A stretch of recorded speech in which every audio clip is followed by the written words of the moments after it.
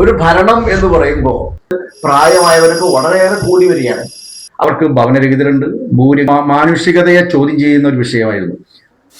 നമസ്കാരം.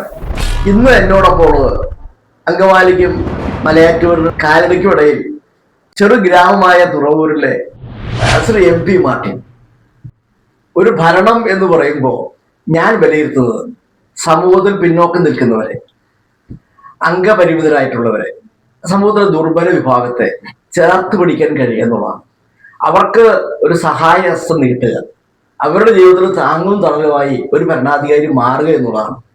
അപ്പോൾ അങ്ങനെ ചിന്തിക്കുമ്പോൾ തുറവ് പ്രദേശത്ത് ഉള്ള അംഗപരിമിതരെ, അതുപോലെ സമൂഹത്തിൽ പിന്നോക്കം നിൽക്കുന്നവരെ, ദുർബല വിഭാഗങ്ങളെ, സമൂഹത്തിലെ ക്ലേശങ്ങൾ അനുഭവിക്കുന്നവർ, പ്രത്യേകിച്ച് പ്രായമായവർക്ക് വളരെയേറെ കൂടി വരികയാണ്. അപ്പൊ അവർക്കൊരു സഹായ ഹസ്തമായിട്ട് പഞ്ചായത്ത് പ്രസിഡന്റിന് എങ്ങനെ നിലകൊള്ളാൻ സാധിക്കും? പഞ്ചായത്ത് രാജ് നിയമം രൂപം കൊണ്ട് കഴിഞ്ഞതിന് ശേഷം വന്ന പഞ്ചായത്ത് ഭരണസമിതികളൊക്കെ കഴിയുന്നത്ര ശ്രദ്ധ കൊടുക്കുന്നതും ഇത്തരം കാര്യങ്ങളിലേക്കാണ്. ഇപ്പോൾ നമ്മൾ നിരാലംബരരും നിരാശ്രയരുമായ ആളുകൾക്ക് വേണ്ടി ഒട്ടേറെ പദ്ധതികൾ നമ്മളുണ്ട്. എല്ലാ പദ്ധതിയും ഈ സമയത്ത് പറഞ്ഞു തീർക്കാൻ എളുപ്പമല്ല. എങ്കിൽ പോലും SC കുടുംബങ്ങൾ, സമൂഹത്തിൻ്റെ വേറിട്ട് നിൽക്കുന്ന വിഭാഗത്തെ, അവർക്ക് ഭവനരഹിതരുണ്ട്, ഭൂരഹിതരുണ്ട്, അവർക്ക് ലഭ്യമായ വീടുകൾ വാസയോഗ്യമല്ലാത്തവയുണ്ട്, വാസയോഗ്യമായ വീടുകളുള്ളിടത്തേക്ക് കുടിവെള്ളം എത്താത്തതുണ്ട്, കുടിവെള്ളം ഈ ഗ്രഹങ്ങളിലേക്ക് റോഡ് ഉണ്ടാവാത്തതുണ്ട്. ഇപ്പോൾ ഒരു ഉദാഹരണത്തിന് മാഷെ, നമ്മുടെ വാതക്കാട് SC കോളനി മനുഷ്യത്വ, നമ്മുടെ മാനുഷികതയെ ചോദ്യം ചെയ്യുന്ന ഒരു വിഷയമായിരുന്നു. അവിടെ വീട് കൊടുത്തത് സർക്കാർ, ഭൂമി കൊടുത്തതും സർക്കാർ, പക്ഷെ വഴി കൊടുക്കാൻ സർക്കാർ തയ്യാറായിരുന്നില്ല. Shri Roji M John MLA, അന്ന് ഞാനും റോജി എം ജോൺ MLAയും അന്നത്തെ പഞ്ചായത്ത് പ്രസിഡന്റായിരുന്ന ശ്രീമതി ജിനി രാജീവും സിൻസി തങ്കച്ചനും ജസീം കൂടി ഞങ്ങൾ ബന്ധപ്പെട്ട സ്ഥലത്ത് പോകുമ്പോൾ ദാരുണമായ അവസ്ഥ. കാരണം ഈ അടയ്ക്കാമരം വാരി വെള്ളത്തിലേക്ക് ഇട്ടിട്ട് അതുമ്മേ കൂടെ നടന്ന് കുഞ്ഞുങ്ങൾ ഉൾപ്പെടെയുള്ള കുട്ടികൾ സ്കൂൾ വിദ്യാഭ്യാസത്തിന് ഉൾപ്പെടെയുള്ള കാര്യങ്ങൾക്ക് വേണ്ടി പോകേണ്ടി വരുന്ന ഒരു സാഹചര്യം വളരെ മനുഷ്യത്വത്തെ ചോദ്യം ചെയ്യുന്ന ഒരു സാഹചര്യമായിരുന്നു. അത് ഞാൻ MLAയോട് ശ്രദ്ധപ്പെടുത്തുകയും MLA സൈറ്റ് സന്ദർശിക്കുകയും അതിന് നിലപാട് സ്വീകരിക്കുകയും ചെയ്തു എന്നുള്ളതാണ് യാഥാർത്ഥ്യം. അദ്ദേഹം അതിന് സ്വീകരിച്ച നിലപാടെന്ന് പറഞ്ഞാൽ, അദ്ദേഹം ഇവിടെ യോഗം വിളിച്ചു കൂട്ടി, പഞ്ചായത്തിലൊരു യോഗം വിളിച്ചു കൂട്ടിയിട്ട് അതിൽ വില്ലേജ് ഓഫീസറുണ്ടായി, മറ്റേ കൃഷി ഓഫീസറുണ്ടായി, പഞ്ചായത്ത് സെക്രട്ടറി ഉണ്ടായി, പഞ്ചായത്ത് മെമ്പർമാരുണ്ടായി, അതേപോലെ തന്നെ LLMC കമ്മിറ്റി ഉണ്ടായി. അങ്ങനെ ആ കമ്മിറ്റി എല്ലാം കൂടി ഏകകണ്ഠമായി സംസ്ഥാന ഗവൺമെന്റിന് വേണ്ടി നിലം കരഭൂമിയാക്കി മാറ്റാൻ നിലമായതുകൊണ്ട് ഈ ഭൂമി വഴിയുണ്ടാക്കി കൊടുക്കണമെന്ന നിലപാട് ഏകകണ്ഠമായ റിപ്പോർട്ട് കൊടുത്തു. സംസ്ഥാന ഗവൺമെന്റ് ആ റിപ്പോർട്ട് അത് റിജക്ട് ചെയ്തു.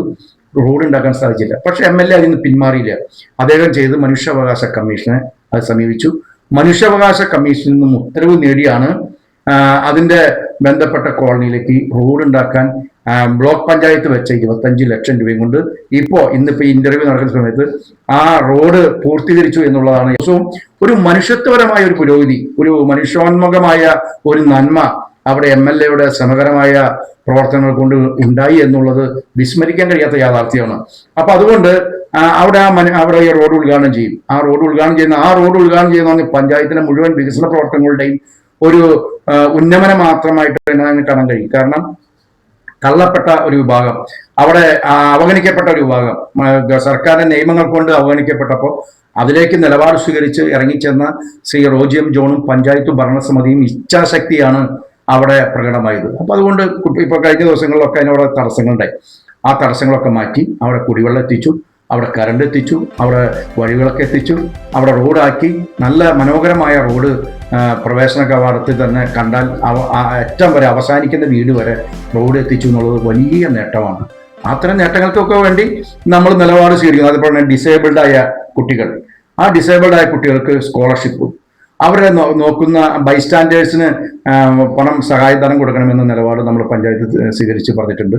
ഡിസേബിൾഡായ കുട്ടികൾക്ക് ഉപകരണങ്ങൾ, അവർക്ക് പഠിക്കാൻ കഴിയുന്ന സാഹചര്യങ്ങൾ, അവർക്ക് നടക്കാൻ കഴിയുന്ന ഉപകരണങ്ങൾ, വീൽ ചെയറുകൾ, അതേപോലെ തന്നെ അംഗപരിമിതർക്ക് 4 ചക്രവണ്ടി, 3 ചക്രവണ്ടി, അങ്ങനെയുള്ള കാര്യങ്ങളൊക്കെ ശ്രദ്ധ കൊടുത്ത് ആ മേഖലയിലൊക്കെ ക്രമീകരണം നടത്താൻ നമ്മൾ ശ്രമിച്ചിട്ടുണ്ട്.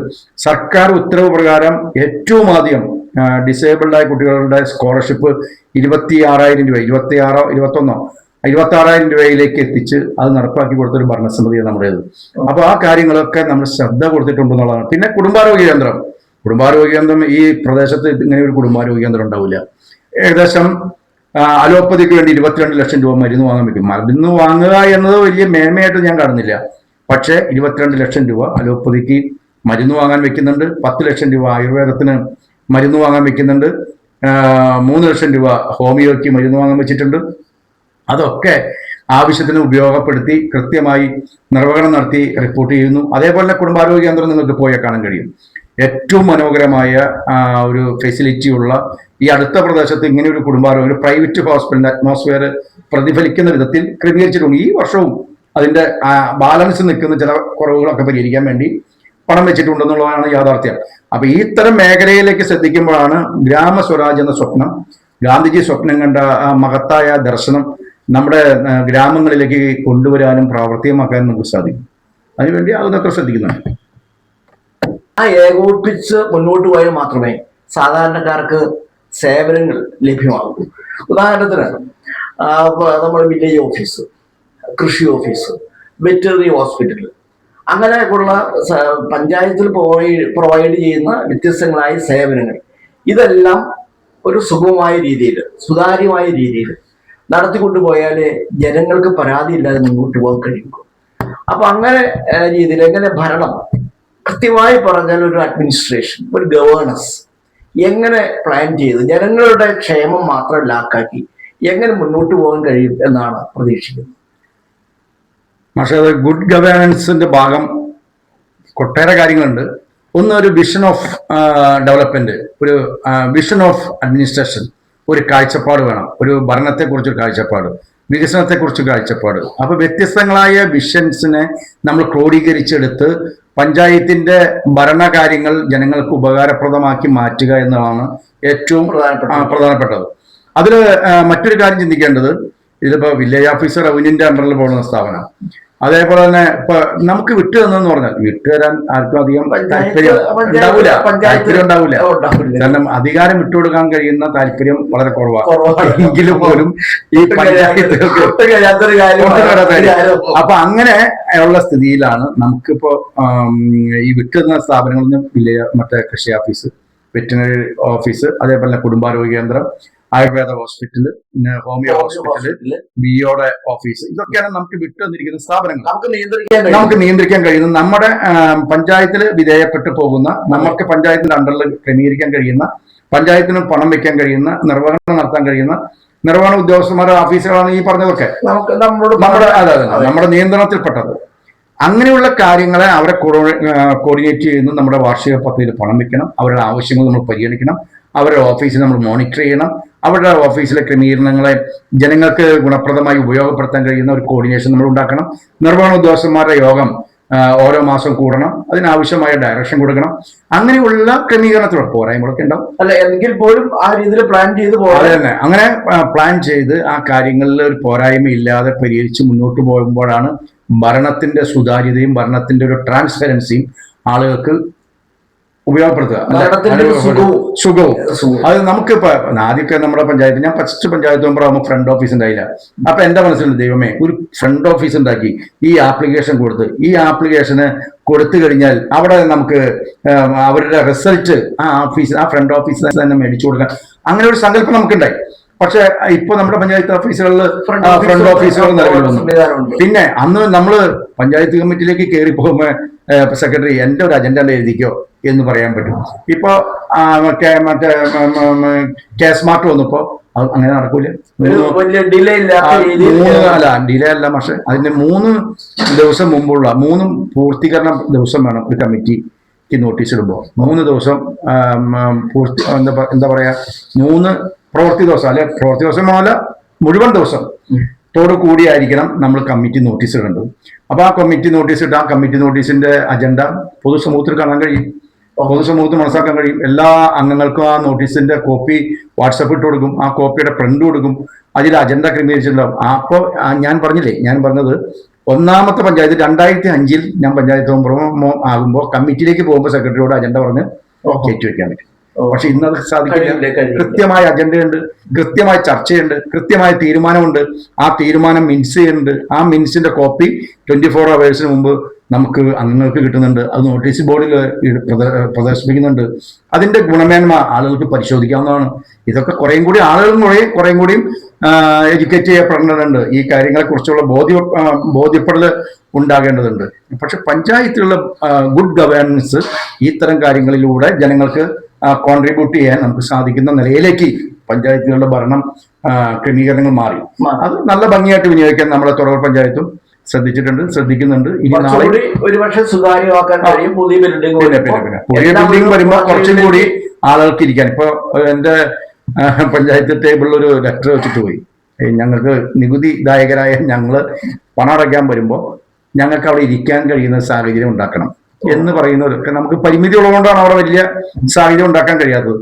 നമ്മുടെ ഓഫീസ് കെട്ടിടം പൂർണ്ണമാകുമ്പോൾ അവിടെ വിസിറ്റേഴ്സിന് ഇരിക്കാൻ, വന്ന ഗുണഭോക്താക്കൾക്ക് ഇരിക്കുന്ന ഒരു ഇരിപ്പിട സൗകര്യം അവിടെ ഉണ്ടാവും. സിവിൽ സ്റ്റേഷൻ സിവിൽ സ്റ്റേഷൻ ഒരു പഞ്ചായത്ത് ഭരണ സമുച്ചയം എന്നാണ് നമ്മുടെ പേര് തന്നെ. അപ്പൊ സ്വാഭാവികമായിട്ട് അവിടെ ആളുകൾക്ക് ഒന്ന് നികുതി അടയ്ക്കാം, അവിടെ ഇരിക്കാനുള്ള സൗകര്യം ഉണ്ടാവും. പഞ്ചായത്തിന്റെ നല്ല സൗകര്യങ്ങളോട് കൂടിയാണ് MLA അതിന് പണം വെച്ചിരിക്കുന്നത്. പിന്നെ കുറവുകളുണ്ടെങ്കിൽ പഞ്ചായത്തിന്റെയും കൂടി ഫണ്ട് വെച്ച് അതിന്റെ ഫർണിഷിംഗ് നിലപാടുകളൊക്കെ മാറ്റം വരുത്തി ക്രമീകരിക്കാൻ നമുക്ക് സാധിക്കും. അങ്ങനെ ഒരു ഭംഗിയോട് കൂടി ഗവേണൻസ്, ഭരണത്തിന്റെ സുതാര്യത, അതിന്റെ ഗുണമേന്മ ജനങ്ങളിലേക്ക് എത്തിക്കാൻ നമുക്ക് സാധിക്കും എന്നുള്ളതാണ്. പ്രത്യേകിച്ച് ഒരു കുടക്കീഴിലേക്ക് എല്ലാ ഡിപ്പാർട്ട്മെന്റുകളും പഞ്ചായത്തിന്റെ നമുക്ക് നിയന്ത്രിക്കാൻ കഴിയുന്ന പഞ്ചായത്തിന്റെ എല്ലാ സ്ഥാപനങ്ങളെയും കൊണ്ടുവരിക. കുടുംബശ്രീ സംവിധാനം, അവർക്ക് ഓഫീസില്ല. നമ്മുടെ VO നമുക്ക് ഓഫീസില്ല. നമ്മുടെ LSTD എന്ന സംഭവം തന്നെ പഞ്ചായത്തുകൾക്ക് അസറ്റായി മാറി. കാരണം പഞ്ചായത്തിന് സ്വന്തമായി എഞ്ചിനീയറിംഗ് വിഭാഗത്തെ എടുത്ത് പഞ്ചായത്തിന്റെ തനത് സ്വപ്നങ്ങൾക്ക് എഞ്ചിനീയറിംഗ് മികവ് കൊടുക്കാൻ കഴിയുന്ന വിധത്തിലേക്ക് പഞ്ചായത്തുകളെ മാറ്റം വരുത്തി എന്നുള്ളതാണ് അതിന് നേട്ടം. അപ്പൊ ഇതൊക്കെ ഭരണ ഗുണമേന്മ ജനങ്ങൾക്ക് എത്തിക്കാൻ കഴിയുന്നു എന്നുള്ളതാണ്. പിന്നെ ശ്രദ്ധിക്കേണ്ട ഒരു കാര്യമുണ്ട് ഇതിൽ, പഞ്ചായത്ത് എടുക്കുന്ന തീരുമാനങ്ങൾ കൃത്യമായി നടപ്പിലാക്കി പോകണം. അത് മോണിറ്ററിങ്ങിലൂടെ നടപ്പാകൂ. അത് ഓരോ മാസം കൂടുന്ന മോണിറ്ററിങ്ങിലൂടെ മോണിറ്ററിംഗിലും പഞ്ചായത്ത് പ്രസിഡന്റ് വളരെ ഉണ്ട്.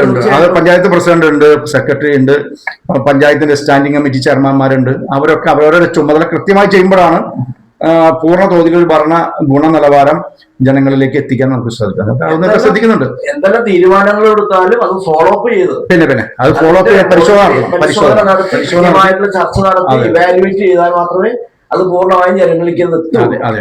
അപ്പൊ ആ ഒരു ഗുണമേന്മ ഉണ്ടാക്കുക എന്നുള്ളതാണ്. കാരണം മറ്റേതൊരു ഓഫീസിൽ പോയി ഉണ്ടാകുന്ന പ്രതിഫലനമല്ല പഞ്ചായത്ത് ഓഫീസിൽ കാര്യം നടക്കാൻ പെട്ടെന്ന് ക്വിക്കായിട്ട് അതിന്റെ എഫക്ട് ഉണ്ടാവും. ജനങ്ങൾ അതിന്റെ പ്രതികരിക്കും. ജനങ്ങൾ പ്രതീക്ഷിക്കുന്നത് ഒരുപാട് കാത്ത് കെട്ടിക്കിടക്കാനൊന്നും ജനങ്ങൾ ആഗ്രഹിക്കുന്നില്ല. അവർക്ക് പെട്ടെന്ന് അതൊരു തീരുമാനം ഉണ്ടാകണമെന്ന് തന്നെയാണ് അവരുടെ ആഗ്രഹം.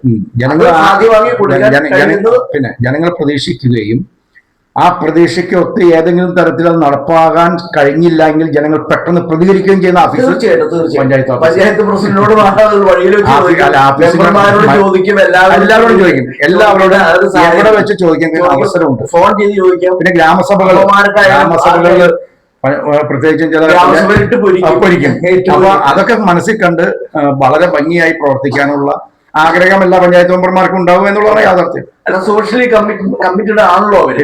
തീർച്ചയായിട്ടും. അപ്പൊ അതിന് ഒരു ആക്കം കൂട്ടാനായിട്ട് പഞ്ചായത്ത് പ്രസിഡന്റ് ആ ഗവേണൻസിന്റെ എല്ലാ ഭാഗമായിട്ട് മാറാൻ